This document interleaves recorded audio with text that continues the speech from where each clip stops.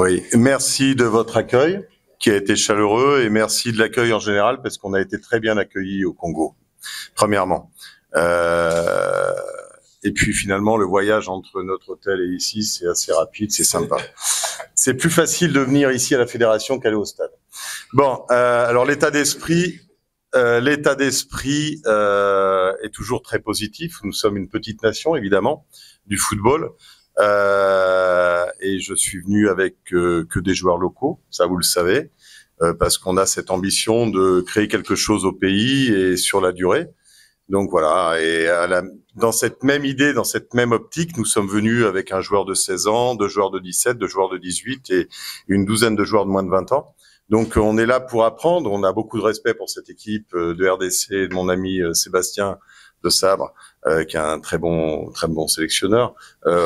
Évidemment, on ne sait pas à quelle sauce on va être mangé, mais on va tout donner pour faire plaisir au peuple sud-soudanais et surtout pour progresser. C'est ce qu'on fait à chacun des matchs, avec simplement l'ambition d'apprendre, de progresser, parce qu'encore une fois, la fédération sud-soudanaise est une jeune fédération, comme vous savez, mais mes joueurs ont beaucoup de bon esprit, ont travaillé beaucoup, et puis même s'ils sont jeunes et qu'ils vont jouer souvent, pour la plupart, leur premier match international, parfois même c'était la première fois qu'ils prenaient l'avion,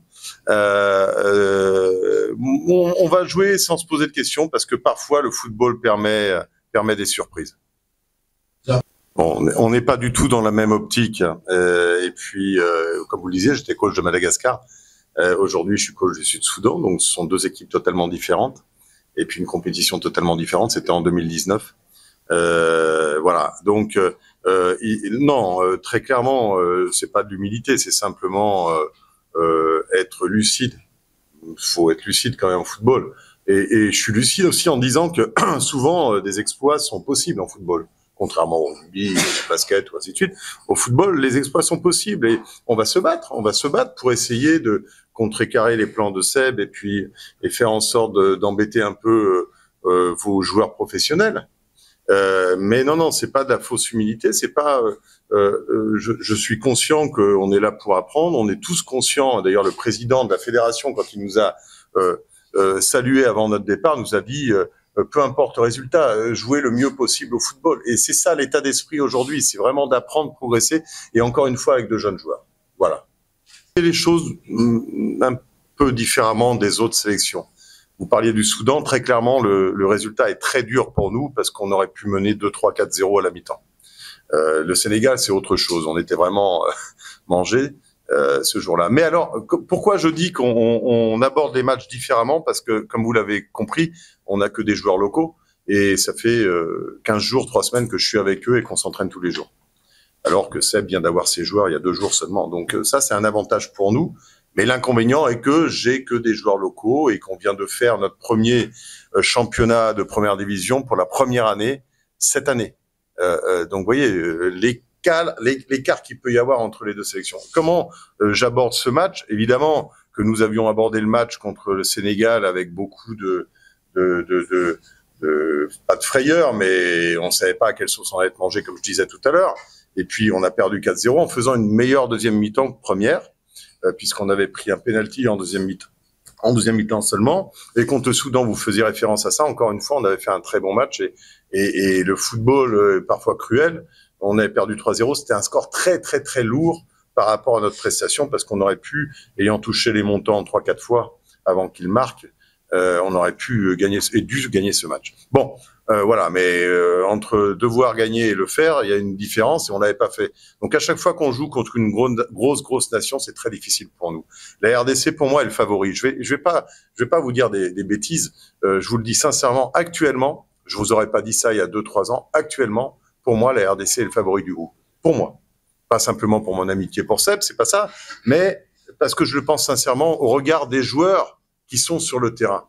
Ligue 1, Ligue 2, tous, d'accord? Et avec une cohésion, et je vois bien les résultats. Parfois, je suis votre équipe, je suis le Congo au Brazza, je suis le Congo ici, et je suis vos équipes. Et je regarde, et parfois les gens critiquent parce qu'il n'y a pas de beau jeu et ainsi de suite, mais c'est efficace. et vous avez de super résultats. Et aujourd'hui, on est en danger, évidemment, avec le Sud-Soudan, parce que vous avez une très très belle équipe, et qui, pour moi, est la favorite du groupe, et qui, à mon avis, et j'espère pour vous, va accéder à la Coupe du Monde. Je le dis sincèrement. Donc, comment on aborde ça? Avec beaucoup de plaisir, parce qu'on a cette chance de pouvoir jouer ces matchs, mais encore une fois, avec la volonté d'apprendre. J'espère qu'on va l'embêter. J'espère qu'on va l'embêter, oui.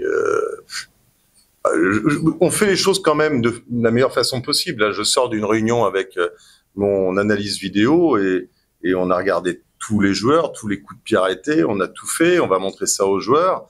Bon, évidemment qu'on cherche la petite faille qui pourrait nous permettre de... J'ai entre autres vu le match de l'Éthiopie ici contre la RDC qui était excellent pour l'Éthiopie. Pas bien du tout pour la RDC au niveau du contenu.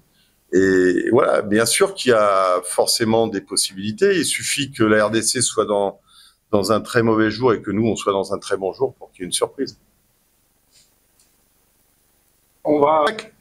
Ah oui. Mais un challenge.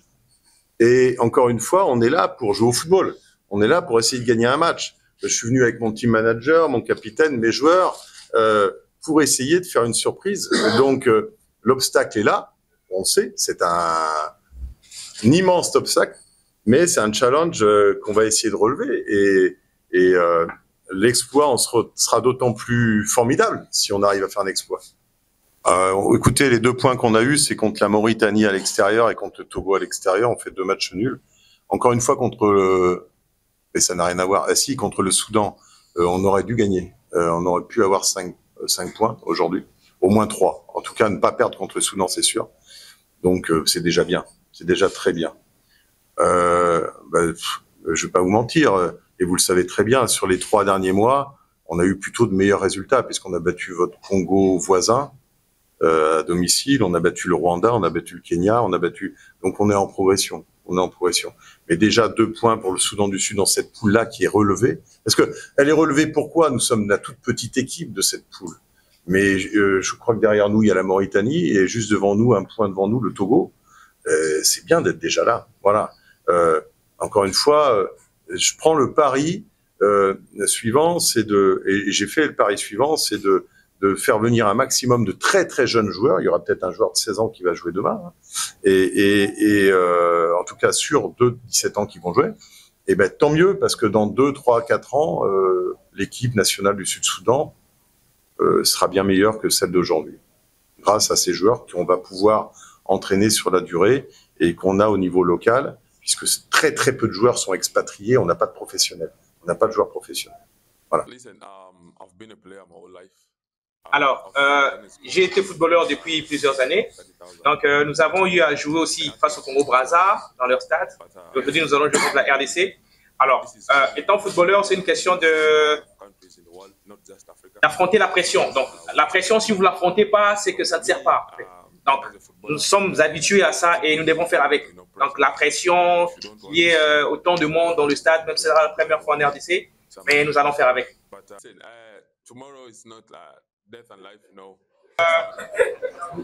Il ne sera pas question de vie ou de mort demain. Alors, il ne sera pas question de vie ou de mort demain. Nous sommes tous des joueurs, nous sommes tous des hommes, nous avons 2 jambes. Que ce soit la RDC, nous savons, vous avez des joueurs, Yohan Wissa, Chancel Mbemba, mais nous sommes tous des morts, nous sommes tous des hommes. Nous n'allons pas, faut pas nous sous-estimer.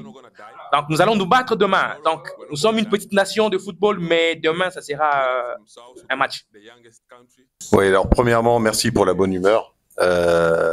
C'est assez sympa d'avoir une conférence de presse comme ça. Comme le disait Rachid, vous savez, c'est un pays très jeune, une fédération très jeune, et un pays qui souffre, le Sud-Soudan.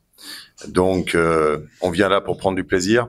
On vient là, et le meilleur des plaisirs, le plus grand des plaisirs, c'est d'essayer de faire un exploit. Donc on vient là pour essayer de faire un exploit, et à chaque fois qu'on rentre sur un terrain, c'est essayer de faire un exploit. Évidemment que l'exploit serait retentissant si on arrivait à ne serait-ce qu'à faire un match nul contre l'RDC. Mais comme le dit Rachid, il a raison, on a 2 jambes, ils ont 2 jambes. C'est pas une histoire de vie ou de mort, évidemment. C'est simplement de donner le maximum pour être fier de ce qu'on donne et de ce qu'on montre pour tout ce peuple sud-soudanais qui souffre un petit peu quand même. Voilà. Et merci de votre accueil. Demain, devant les 80 000 personnes, on va donner le maximum. C'est vrai que tous les gens qu'on croise en allant au stade nous disent qu'on va prendre 7, 8, 9-0. J'espère que ce sera pas le cas, mais en tout cas, nous, on va se battre. Et je suis très fier de mes joueurs et je suis très fier de l'état d'esprit qui règne dans ce groupe. Et puis peut-être vous allez être surpris de ce qu'on va pouvoir produire. J'espère en tout cas. J'espère que l'enjeu, il n'y en a pas forcément, mais l'enjeu ne va pas tuer le jeu, mais surtout que la pression ne va pas empêcher mes joueurs d'évoluer. J'en ai un ou deux qui sont rentrés pour la première fois sur ce grand stade hier et qui m'ont dit coach, on n'est jamais arrivé dans un stade comme ça, qu'est-ce que c'est que ce truc, et voilà, et je les ai pas reconnus en entraînement parce qu'ils étaient un peu sous pression, donc j'espère qu'ils vont se lâcher et donner une belle réplique à cette très belle équipe de RDC. Merci à vous.